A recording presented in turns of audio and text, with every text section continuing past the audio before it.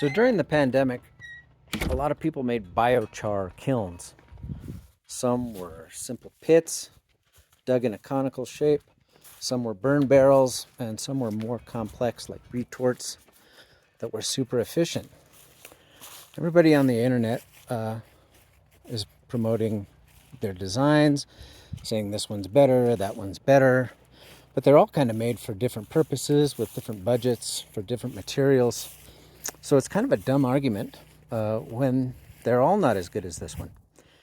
Now, this one's got a few things going for it. One, with these cinder blocks and grade stakes, it's kept up off the ground so that if I wet this down a little bit before I start burning, it doesn't hurt the grass underneath. Everything stays just fine.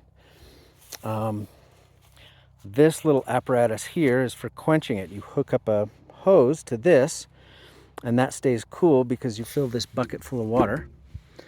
And when you're done burning, you just turn on the hose, fill the whole thing up with water, and then that gives you a thorough quench.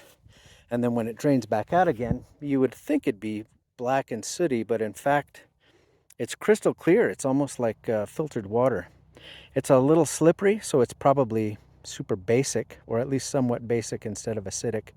So you have to be careful what you do with it, but it's perfectly clean when it's done.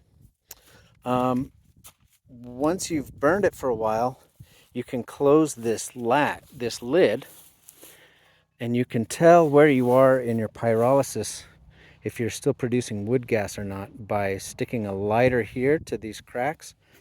And if there's still a lot of wood gas coming, you can set the exhaust on fire, and there'll be a lazy flame all the way around here in a circle. So what we feed this thing mostly is orchard prunings. This is apricot. It's pretty old. And what you do is you just stick it up against this post here and then use the machete and just give it a whack, whack, whack, 3 good whacks. And it's pretty much fine enough to go inside of here. And the feed rate is just about the right. As soon as you're done whacking it up with the machete, it's about time to add it on here. So that is a happy coincidence that the feed rate works out just about right.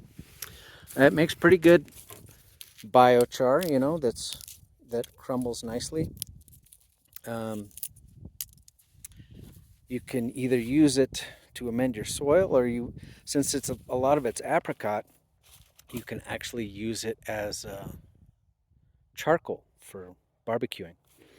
Now, Ray Archuleta told me that he thinks a better use for all of this material would be to build a Johnson-Su reactor, which I probably will do, because he's not wrong about many things. But we'll test them both against each other, the biochar versus the Johnson-Su material. Anyway, just wanted to show this to you.